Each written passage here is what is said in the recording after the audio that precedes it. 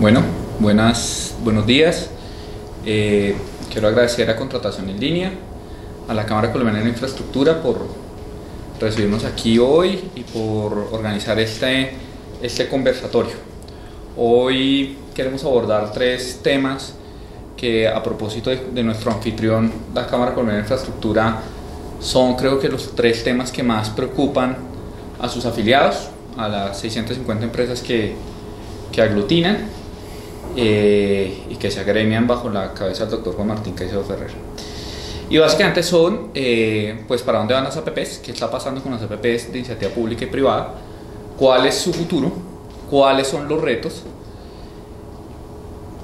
Posteriormente quisiera que habláramos de las buenas prácticas de contratación. Yo creo que en estos días que no ha sido fácil para el país tener noticias de las no tan santas prácticas de nuestros funcionarios públicos, creo que las buenas prácticas en la contratación pública se hacen un tema más relevante aún.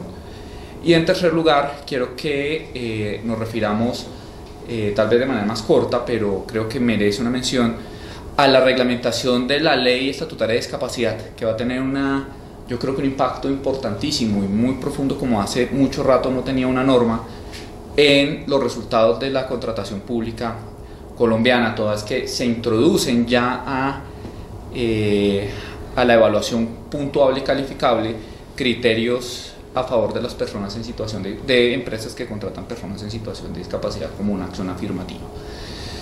Entonces voy a presentar a mis compañeros que se encuentran acá. La ingeniera, empiezo por las damas, por supuesto. La ingeniera Alexandra González, ella es la coordinadora de la vicepresidencia técnica de la Cámara Colombiana de Infraestructura y nos acompaña hoy principalmente porque ella es quien maneja y lidera el asunto de las buenas prácticas de contratación al interior de la Cámara. Hola Alexandra, ¿cómo estás? Buenos días y muchas gracias por la invitación. A mi derecha se encuentra el doctor Juan Carlos Quiñones, quien es el nuevo director jurídico de la Cámara Colombiana de Infraestructura.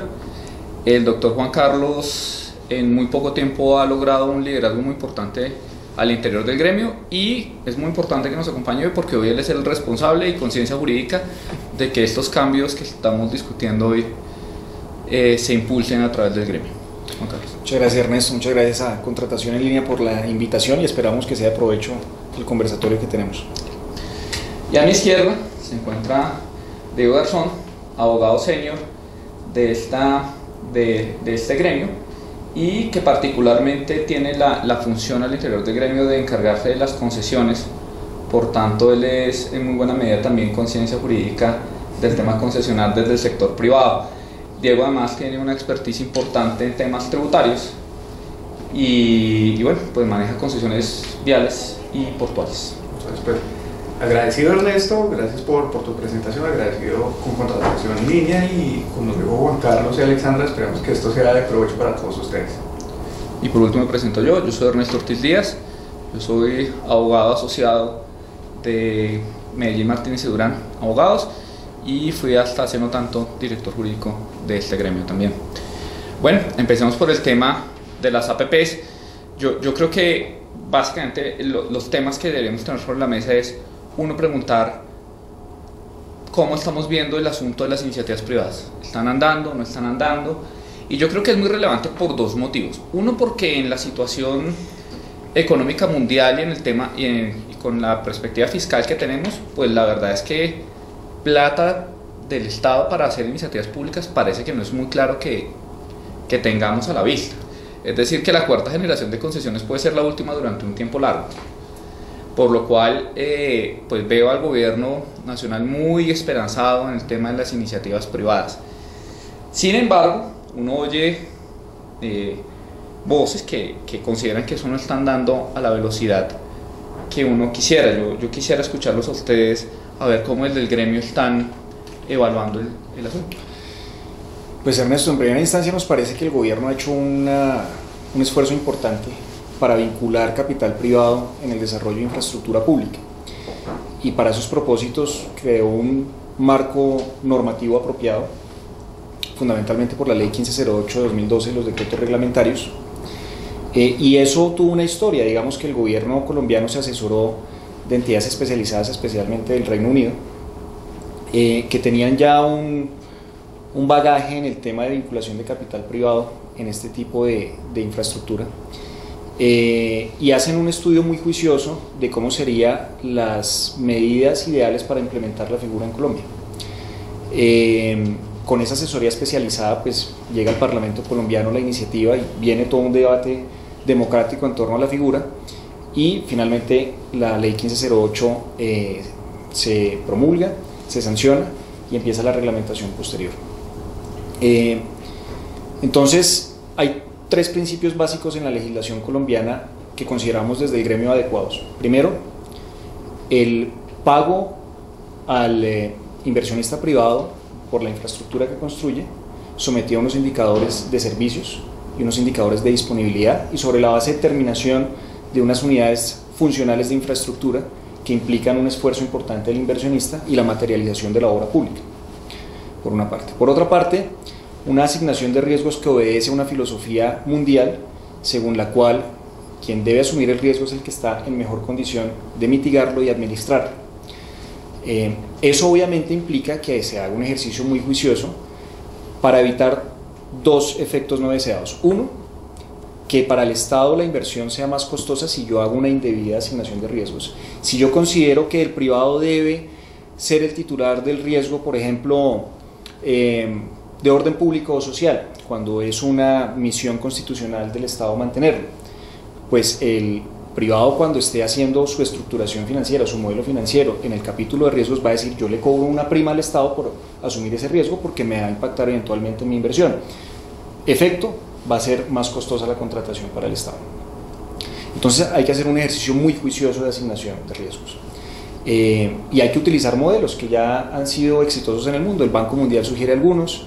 Hay unos modelos de parametrización muy técnicos, por ejemplo en Monte Carlo, que permiten generar unas estadísticas de mercado. Hay otra metodología, y es: yo tengo que revisar los antecedentes judiciales en Colombia, laudos arbitrales y condenas del contencioso administrativo, para determinar en qué aspectos el Estado colombiano históricamente ha incumplido y en qué aspectos históricamente el sector privado ha incumplido en el marco de contratos de infraestructura, por ejemplo contratos de concesión, para yo determinar una estadística y poder señalar quién está en mejor condición de administrar el riesgo. Y hay otras metodologías que están sugeridas en la literatura internacional. Entonces ese es un ejercicio muy importante para hacer más eficiente la inversión pública por un lado, y por otra parte para materializar ese principio legal de administración del riesgo para la persona que esté en mejor condiciones de hacerlo. Y un tercer tema es no solamente pensar en la infraestructura económica, me refiero a la infraestructura que genera unos flujos de caja y unos ingresos futuros que hacen autosostenible el proyecto, como por ejemplo las concesiones viales o las concesiones aeroportuarias, que dependen del pago de una tasa o de un cargo al usuario por el uso de la infraestructura. Me refiero a la infraestructura social, como por ejemplo hospitales, universidades, colegios públicos, que tienen una dinámica financiera diferente y que requieren de un mayor esfuerzo por parte del Estado en el aporte de recursos públicos.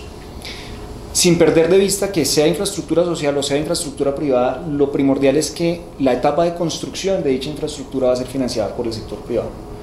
Y allí entonces tenemos la participación de banca local, de fondos de inversión, nacionales o extranjeros, de banca multilateral y de una serie de productos financieros que obedecen a la creatividad de las bancas de inversión que se encargan de hacer estas estructuraciones para poder facilitar financieramente y garantizar unas tasas internas de retorno interesantes para el inversionista. Entonces digamos que con este preámbulo frente a la pregunta que tú hacías, Ernesto, nosotros consideramos desde el gremio que la institucionalidad está dada, los recursos de hecho se han provisionado por parte del Estado, y el marco normativo es adecuado, pero necesita ajustes para que la herramienta pueda ser eficiente, para que el ciudadano pueda ver la infraestructura en proceso de construcción y terminada prontamente como lo requiere el país. Y en ese sentido podemos hablar de 4 puntos esenciales. Uno, la ley 1508 establece para el caso de las iniciativas privadas que requieren desembolso de recurso público un límite. que es hasta el 20% del valor total de la inversión, entendido inversión como la sumatoria de CAPEX y OPEX. Eso, para el tema de la infraestructura social, limita mucho la construcción de universidades, de colegios públicos, porque se necesita un mayor esfuerzo financiero del Estado, un mayor aporte de vigencias futuras del Estado. Luego ese límite del 20% no nos parece razonable. Pero una pregunta, digamos, sabiendo que cuando yo tengo una iniciativa privada con o sin recursos públicos, pues no va a haber licitación, va a haber otro proceso de adjudicación, pues una selección directa, una adjudicación directa, perdón, o una selección de menor cuantía, por el procedimiento de menor cuantía, porque realmente no es de menor cuantía. A mí sí me parece un poquito riesgoso uno ir a entregar el 20% del proyecto, estos son no sé cuántos billones de pesos, o millones de pesos. Me parece un poquito arriesgado abrir esa puerta, ¿no? Digamos, también inclusive riesgoso para el funcionario público entregarle la facultad peligrosa y de doble filo de uno adjudicar un contrato de esa magnitud y de esos montos que son las APPs sin tener una licitación. Yo no estoy muy seguro que yo entiendo que esa es una discusión importante y que es una limitación para iniciativas privadas, pero creo que hay un riesgo. Y el segundo, quisiera que tú me opinaras, aparte de eso, ¿qué opinas tú del argumento de, bueno, hay cosas que el Estado pues no le interesa a la iniciativa privada, y no le interesa pues porque son cosas propias del Estado? Yo no quiero que en las cárceles nadie me opine, no quiero que en el ejército nadie me opine, yo no quiero, la educación no es un problema mío, no es un problema de los privados. No sé cómo... Sí, bueno, frente a la primera inquietud que planteabas, es cierto, digamos que, bueno, habría que distinguir dos posibilidades de iniciativa privada. Iniciativa privada que solicita desembolso de recursos públicos, iniciativa privada que no solicita desembolso de recursos públicos. El límite del 20% está para el primer escenario. Siempre que se solicite, así sea el 1% del valor total de la inversión, como desembolso de recursos públicos por parte del originador, del inversionista privado, nos vamos a licitación pública. Eso garantiza la modalidad. Una selección abreviada no contigo. No, a licitación pública. Cuando se exige, cuando se pide, cuando se pide, sí. así sea un 0.5% de recursos públicos, la ley 1508 dice, nos vamos a licitación pública justamente por lo que tú decías. Si hay dineros públicos de por medio en el proyecto, garantizamos la pluralidad de oferentes. El segundo aspecto es cuando yo no solicito desembolso de recursos públicos, pero hay un tercero eventualmente interesado en el proyecto. Allí la modalidad de selección se convierte de una contratación directa si no se presenta un tercero, porque yo no pido desembolso de recursos públicos, pero si se presenta el tercero nos vamos a un proceso público de selección. Sin embargo, ahí hay unos incentivos para el originador que nosotros creemos desde el gremio son insuficientes. ¿A qué me refiero? La ley 1508 y su decreto reglamentario dice, si usted es el originador, presenta su propuesta sin pedir desembolso de recursos públicos, pero hay un tercero que está interesado en ese proyecto, entonces nos vamos a un proceso público, pero usted va a tener un incentivo, y es que el 3% del valor total de la puntuación, si es un megaproyecto, se le asigna a usted en el proceso, en el concurso público. Nosotros creemos que ese incentivo debería subir en términos porcentuales, debería ser mayor al 10 o inclusive al 15%, porque lo que puede ocurrir es que el tercero que diga estoy interesado en el proyecto ofrezca un precio mucho más bajo y con ocasión de una oferta económica sustancialmente inferior sea adjudicatario del proyecto. Y entonces la pregunta es, ¿cuál sería el incentivo para el originador? Recordemos que el originador hace toda una etapa de estructuración previa a ese momento, que implica elaboración de modelo financiero, elaboración de estudios y diseños, manuales de gestión predial, manuales de gestión social, asignación de riesgos, las diligencias ante el Ministerio de Hacienda. Es decir, es todo un trabajo detrás de ese momento de estructuración que nos parece debería tener un incentivo.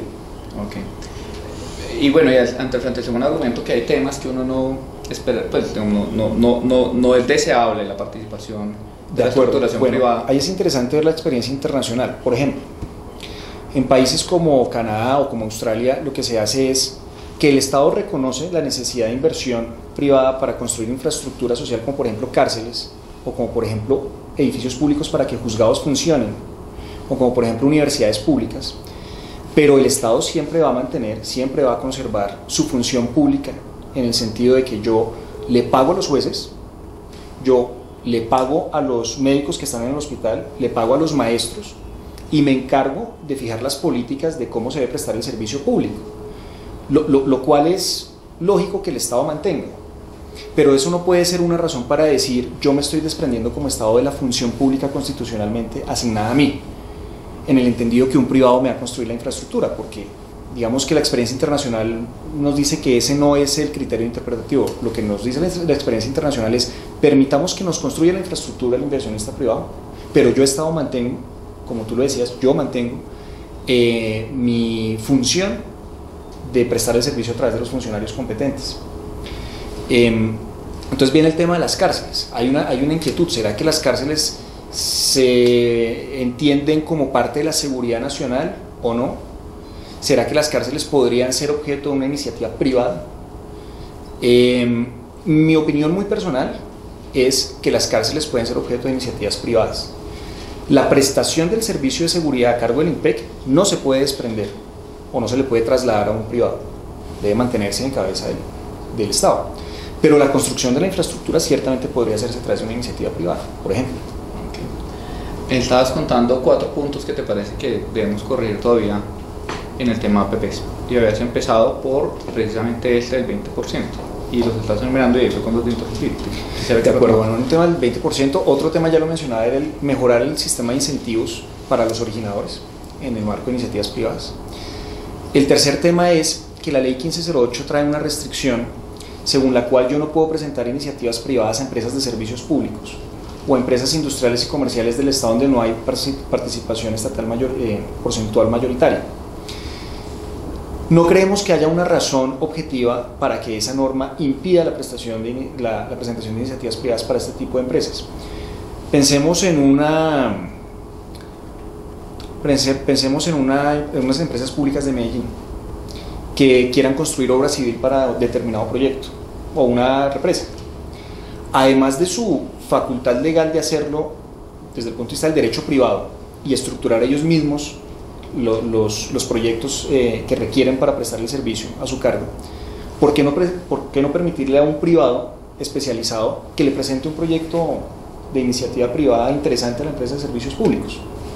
Ese es otro de los temas que estábamos analizando. Y un cuarto punto es acotar qué se entiende como desembolso de recurso público, de acuerdo con ese límite del 20%. Por ejemplo, ¿qué pasa cuando hay una diferencia entre la tarifa técnica y la tarifa que se le carga al usuario? Pues hay que provisionar un fondo de estabilización o hay que generar un fondo de subsidio. Esos dineros que van a esos fondos se entenderían parte del límite porque se considerarían desembolso de recursos públicos, es una pregunta.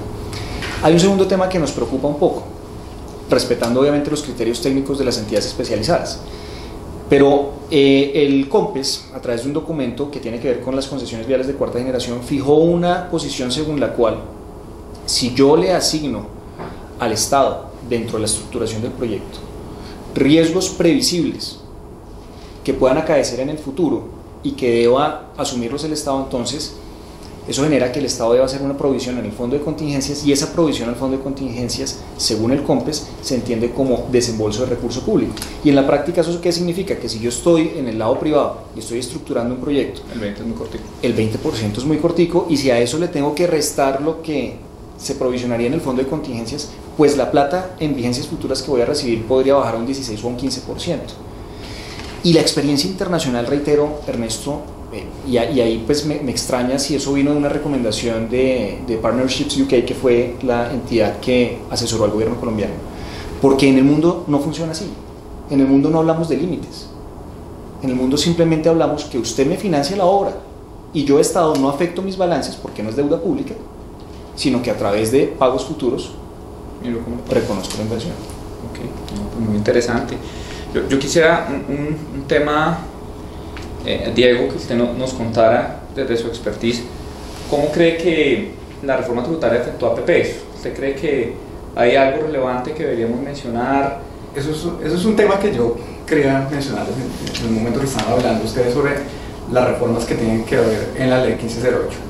Lógicamente hay una serie de ajustes que pueden impulsar las iniciativas privadas, pero más allá de eso sí es necesario dar una seguridad jurídica al inversionista. Y no me refiero exclusivamente por esta reforma tributaria, sino porque si uno se pone a mirar desde el año 2015 hacia el año 1989, que fue cuando promulgaron el Estatuto Tributario, tenemos alrededor de unas 20-25 normas, ya sean reformas tributarias propiamente dichas o otra serie de normas que han incluido disposiciones tributarias que directamente van a afectar este modelo financiero, que en definitiva es el grueso de una iniciativa privada de acuerdo con la ley 1508.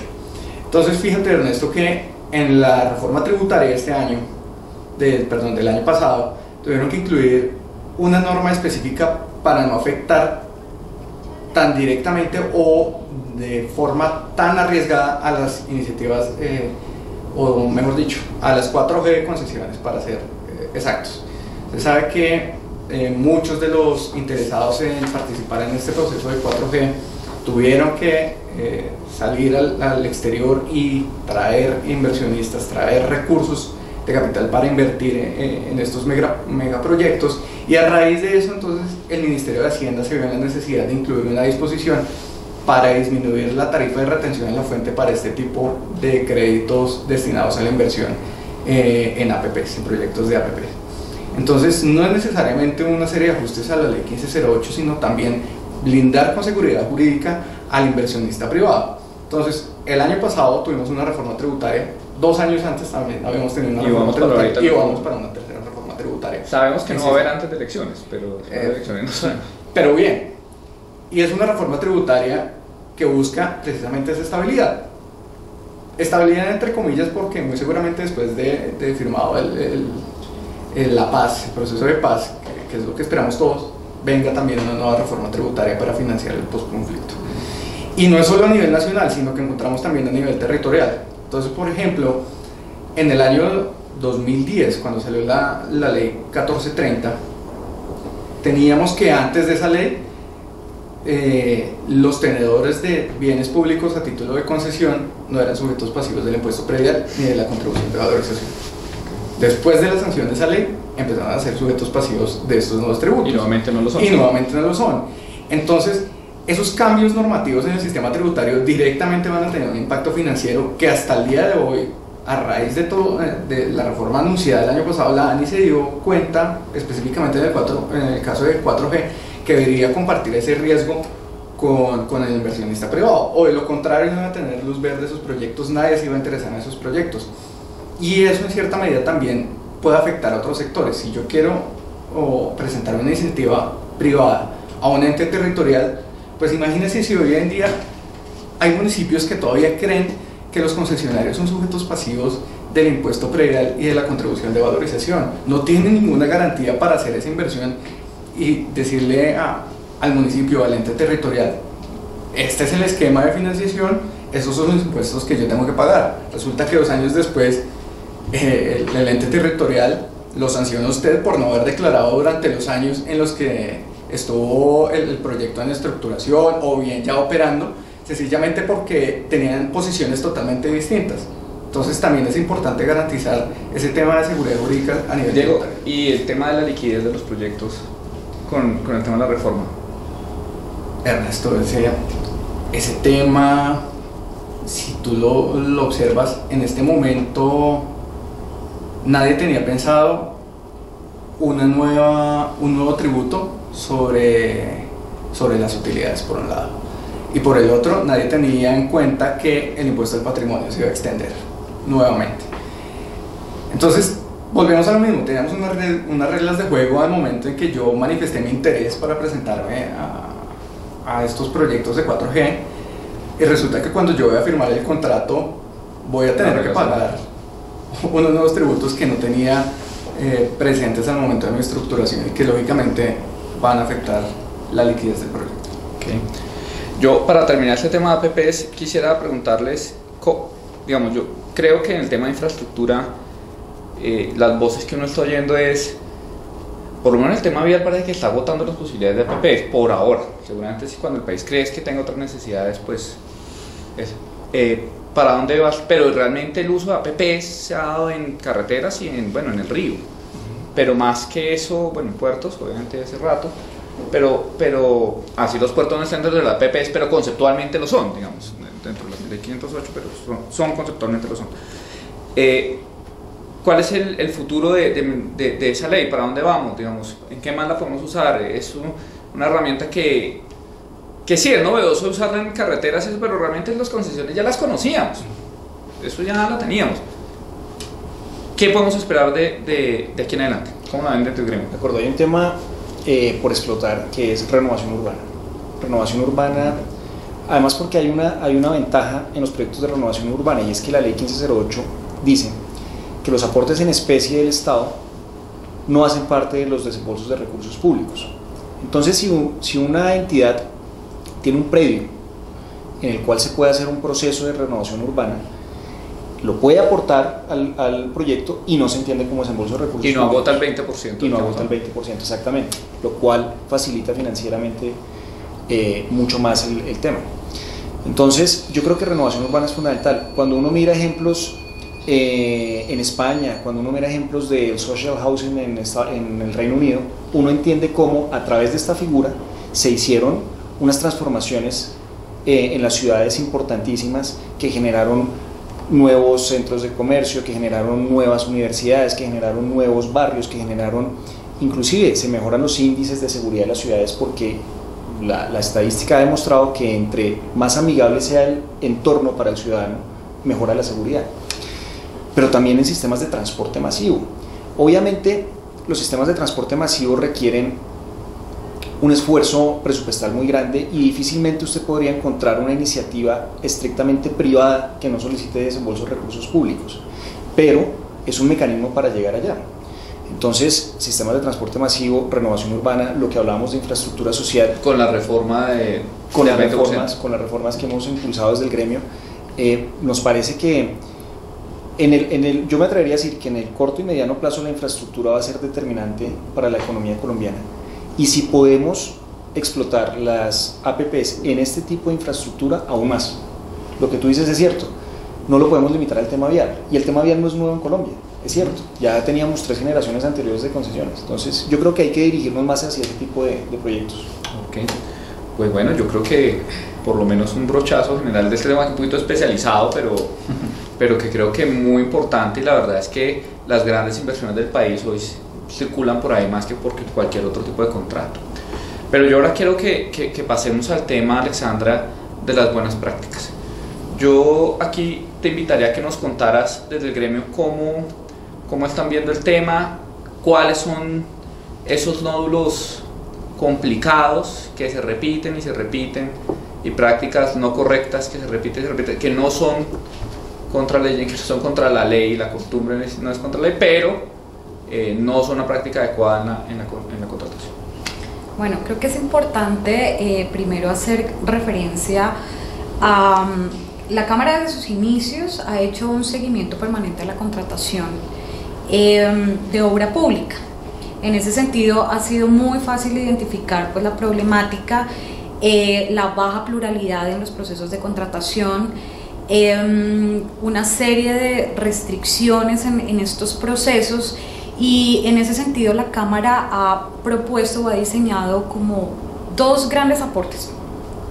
Uno, para nosotros realmente como entidad era muy fácil identificar dónde estaban los problemas y por qué en los procesos llegaban tan pocos oferentes cuando el proyecto podía ser muy llamativo para nuestros afiliados o para las empresas del sector.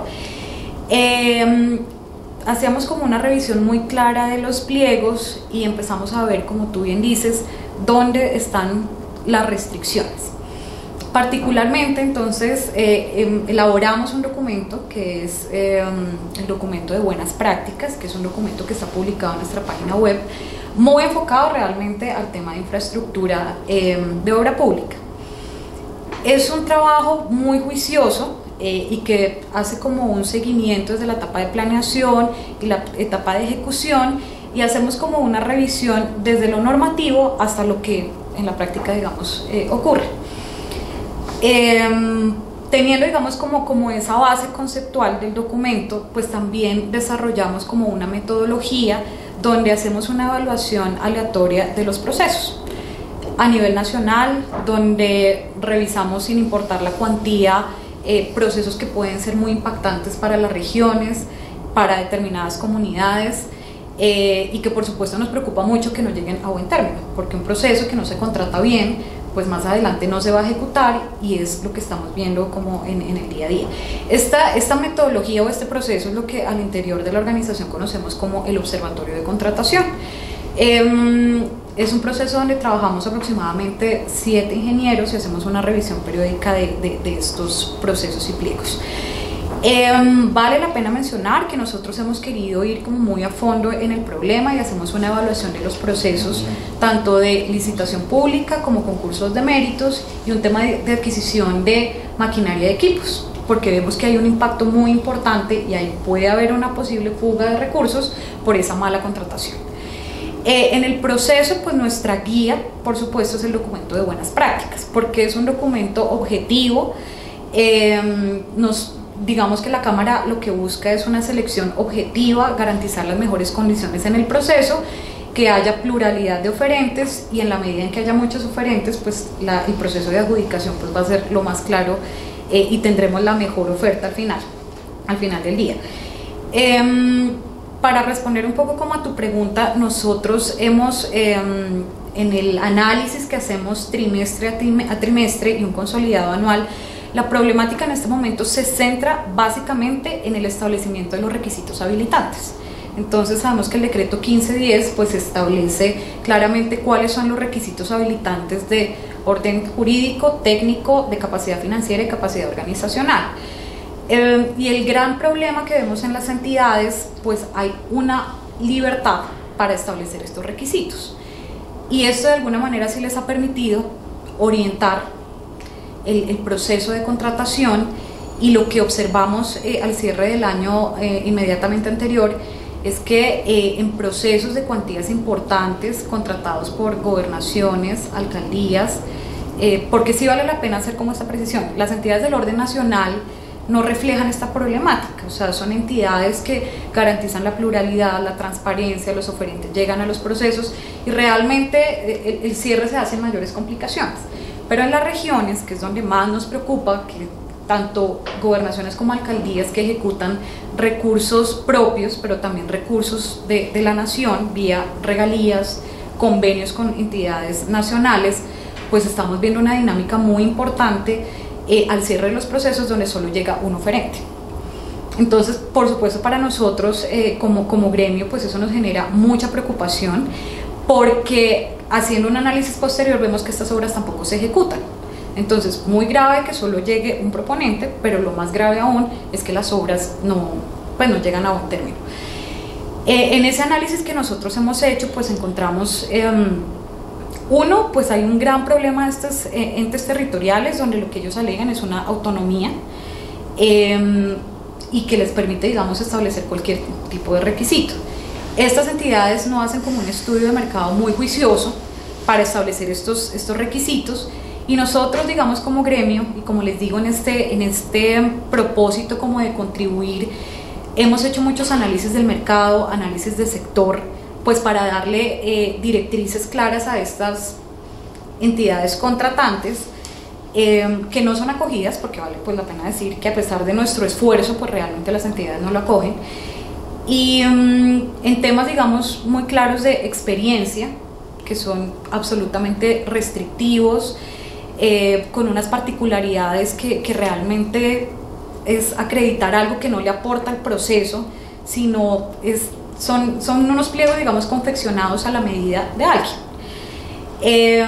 De esta manera, entonces, establecen requisitos de experiencia, requisitos de capacidad financiera, digamos, que no tienen que ver con nuestras empresas del sector, y lo que vemos, digamos, al final de cada proceso, pues es la llegada de un único oferente.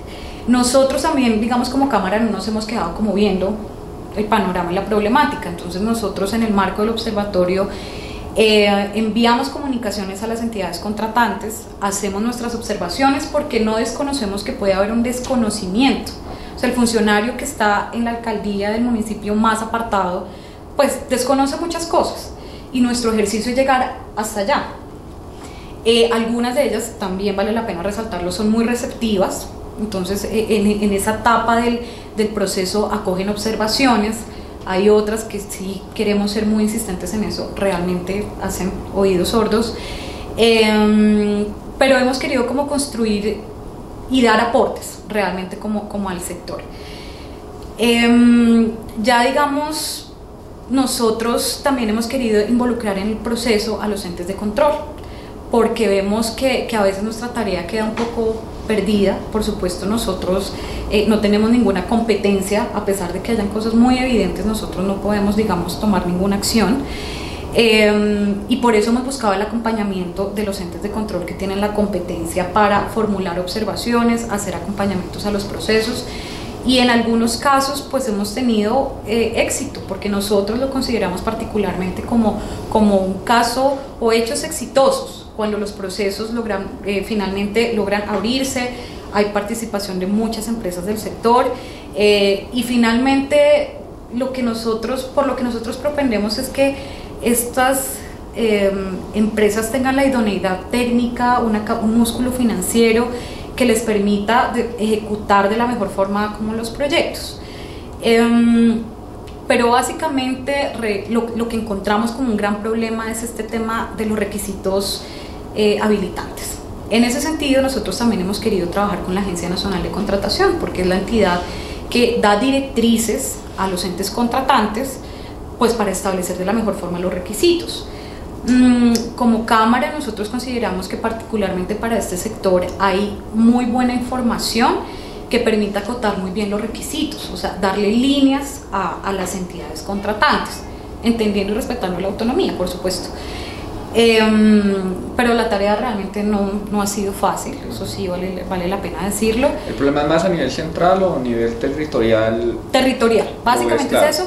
Y uno observa que la problemática se acentúa cuando hay un momento coyuntural, elección de presidente, elecciones de alcaldes y gobernadores, que es lo que vamos a ver este año. Es un reto para la descentralización, como menciona Alexandra, muy complejo, porque yo creo que hay un mandato constitucional muy claro y muy difícil digamos, creo que tanto política como jurídicamente devolverse en el tema de descentralización, yo no lo veo fácil. Digamos, yo no lo veo así. Pues nosotros, para ir dando pasos, nos interesa mucho que en esos vía convenios interinstitucionales o el caso de los contratos plan, que es cuando muchas entidades del orden nacional le aportan a la región para desarrollar proyectos estratégicos, pues que de alguna manera se le restrinja, o no se le restrinja, sino que se le solicite a la entidad contratante, a la alcaldía o a la gobernación, que acoja esos pliegos de la entidad de orden nacional que le está girando los recursos. Porque es que algo que resulta muy contradictorio, las obras que licita el INVIAS, pues realmente no tenemos objeción ni queja, son procesos plurales, transparentes, abiertos, y un proyecto de las mismas condiciones en la misma región, cuando la contrata el alcalde o la alcaldía, digamos que tiene como la competencia, cuando el INVIAS traslada esos recursos, la contratación es muy diferente. Entonces nosotros, digamos, sí hemos sido insistentes que cuando los recursos provengan de la nación haya alguna especie como de limitación y que la contratación mantenga como esas mismas directrices.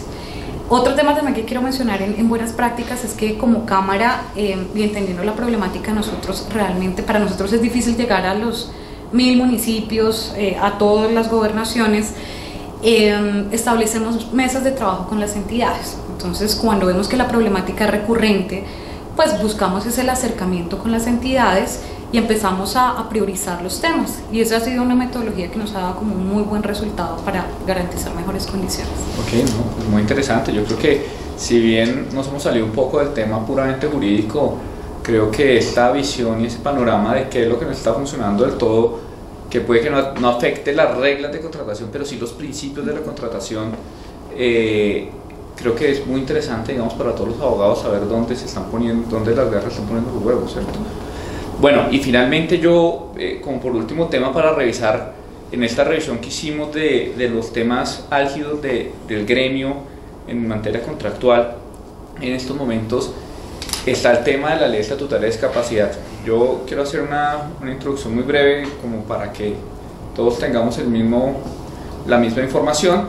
y nos estamos refiriendo a la última ley de estatutaria de discapacidad, o la única ley de estatutaria de discapacidad que tiene este país, que particularmente en el tema de contratación, como un incentivo para la vinculación de personas en situación de discapacidad al mercado laboral, crea la medida afirmativa en virtud de la cual las empresas que contraten personas en situación de discapacidad dentro de unos límites y dentro de unas digamos de unas reglas que no establece la ley, pero que ordena que los establezca el reglamentador, van a tener un incentivo dentro de los sistemas, dentro de los procesos de contratación pública. Aquí quiero hacer dos aclaraciones. Uno, no nos estamos refiriendo al criterio de desempate que ya existía. Bueno, no es exactamente un criterio de desempate, pero eso que era de la ley 361, porque eso era el desempate, eso ya existía. Acá estamos hablando de puntos dentro de la licitación, número uno. Y número dos, dentro de todos los procesos de contratación, porque eso es lo que hace una descripción de todos.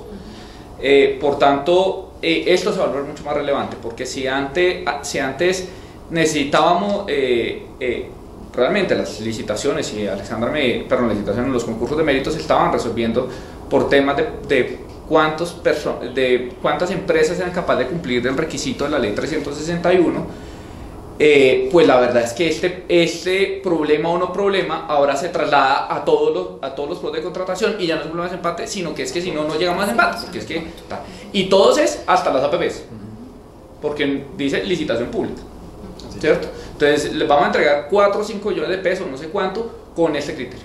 Yo de antemano quiero decir que personalmente yo soy consciente que es una acción afirmativa importantísima. Creo que en efecto es necesaria, porque si no, no los contratan, eso es cierto, pero creo que sí hay que poner los puntos sobre las IES para que creemos el incentivo correcto de la contratación de personas en situación de discapacidad, pero no se afecte la contratación pública. Y ahí es donde yo creo que está el cortocircuito. Yo creo, en mi posición personal estoy de acuerdo con el tipo de medidas de incorporación de personas de personas en situación de discapacidad en el mercado laboral. Sí, estoy de acuerdo. El problema es que en la implementación, en los detalles está el asunto de que realmente sirva para eso y no nos desviemos a cosas que no deben ser, que ni sirven para vincular a personas en situación de discapacidad y sí afectan la contratación. Entonces no hicimos ni una ni otra. No sé ustedes como el del gremio que han analizado eso. Sí, de acuerdo, Ernesto. Bueno, lo primero es que la Cámara Colombiana de la Infraestructura está completamente de acuerdo con todos los propósitos estatales que le permitan a las personas en condición de discapacidad mayores posibilidades para ingresar al mundo laboral en condiciones dignas y legales. Eso nosotros lo coadyuvamos y lo aplaudimos. Lo que nos preocupa es que en la contratación estatal, en donde creemos que lo más importante es que el contratista sea una persona idónea y que cuente con la experiencia necesaria para poder entregar el producto, el bien, el servicio que requiere el Estado de manera exitosa. Interfiramos en cuáles son los criterios para que el Estado seleccione a esa persona adecuada, a ese contratista adecuado. Entonces, lo que tú decías, la ley estatutaria dice se le van a asignar unos puntajes adicionales a las personas que demuestren tener vinculadas en sus nóminas a un personal en condición de discapacidad. Y esos puntos adicionales, la ingeniera Alexandra me corregirá, pueden ser determinantes para seleccionar al adjudicatario, porque hemos visto en la estadística que los rangos de diferencia porcentual al momento de la elaboración de los informes finales y los órdenes de elegibilidad en las diferentes entidades, las diferencias porcentuales entre uno y otro oferente son muy bajas. Luego, si yo le doy un 0.5 o un 1% de puntaje adicional a quien me acredite que tiene a personal en condición de discapacidad vinculado, pues ese va a ser el criterio definitivo para la adjudicación. Y adicionalmente hay un tema de oferta laboral de personal en condición de discapacidad en Colombia para poderle dar cumplimiento a esa norma. ¿Cuántas personas en Colombia en condición de discapacidad podrían vincularse laboralmente? ¿Y eso cuánto significa porcentualmente para cada una de las empresas? Y otro tema, en nuestro sector, la infraestructura, construimos vías, construimos puentes, construimos aeropuertos, construimos puertos. ¿Qué personas necesito yo? ¿En qué condiciones para poder cumplir con el objeto empresarial y con el contrato estatal? ¿Y será que si yo tengo un discapacitado podré garantizarle por el medio y el ambiente propio de la ejecución de estos contratos su integridad? Esa es otra pregunta que hay que hacerse y que debe valorarse en el marco del Consejo Nacional de Discapacidad. Entonces, ciertamente, Ernesto, hay varias preguntas, hay varias preocupaciones que hemos tenido la oportunidad de manifestar ante diferentes entidades, y yo creo que hemos tenido receptividad de esas entidades, y probablemente los borradores iniciales que se habían planteado se están repensando hoy para hacer una reglamentación mucho más adecuada. Y yo creo además que aquí hay un nuevo agente una nueva herramienta muy importante que se va a volver fundamental dentro de los procesos de contratación, y es la acción de tutela, porque esta medida tiene, pues esa norma jurídica tiene por lo menos dos facetas. Es una como regla puramente de contratación y son puntos, y esta es una potestad que está, una medida que beneficia a una empresa, por lo cual va a tener una acción contractual con ella, ¿cierto? Pero adicionalmente es una acción afirmativa que protege personas en situación de discapacidad y que esta gente tiene acción de tutela para que lo cumpla. Entonces, esto quiere decir que los trabajadores de una empresa que sienta que eso no está cumpliendo pueden parar un proceso de contratación con una acción de tutela sin que nadie pueda decir nada, pues es una acción, pues es un derecho fundamental protegido con acción afirmativa. Y yo creo que eso es una consecuencia no tan predecible en el momento que se hizo la hipótesis normativa, porque fíjense una cosa, realmente creo que la acción de tutela no la podría poner la empresa toda vez que ella no es la titular del derecho. Ella tiene un derecho contractual dentro del proceso contractual, pero eso vamos a la jurisdicción, a la jurisdicción ordinaria, pero las personas, los trabajadores, inclusive quienes tengan la expectativa de hacerlo, que se vean afectados, sí tienen acción de tutela, y bueno, esto ya se complica. Esto es un elemento, digamos, que la Cámara creo que debe tener mucho, el ojo muy abierto de cómo se desarrolla ese tema. Bueno, yo creo que agradeciéndoles a Contratación en Línea nuevamente, pues a quienes se tomen unos minutos para ver este video, pues hemos hecho un barrido general de los temas que más preocupan al sector privado colombiano en materia contractual. Espero que algunos temas que de pronto gente que no esté tan metida en el tema APP no le haya resultado exageradamente farragosos, toda vez que es un tema especializado y más que ello interdisciplinario, digamos. Así es. Realmente que no salgan nosotros los abogados, pero en las APP es el menor de los problemas jurídicos. Entonces, pues agradezco mucho a Alexandra, a Juan Carlos, a mi amigo Diego, y bueno, ojalá podamos repetir esta experiencia con alguna regularidad de mirar qué temas están pasando por la cabeza del sector privado colombiano. Muchas gracias.